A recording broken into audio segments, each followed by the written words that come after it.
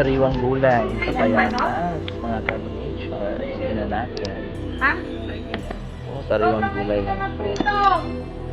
Niluluto lang po ito, parang simple lang.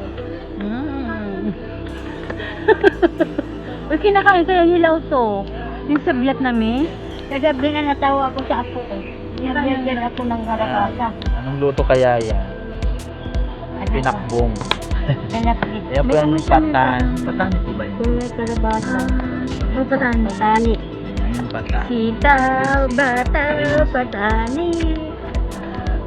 Kweng, kweng, kweng, kweng. Experiment.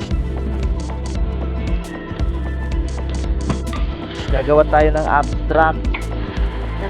Yan, gagawa tayo ng abstract para may meron tayong magawa ngayong araw na to, mga ka-nature. Gagamitin natin ang mga kapirasong tiles na ito at para mapakinabangan at gawin nating sahig dito sa ating magandang lugar. Ayan, si nanay maglalagay din siya ng mga kapirasong tiles. Ito ang sinasabing Sonic Versa. Abstract. May taga-video.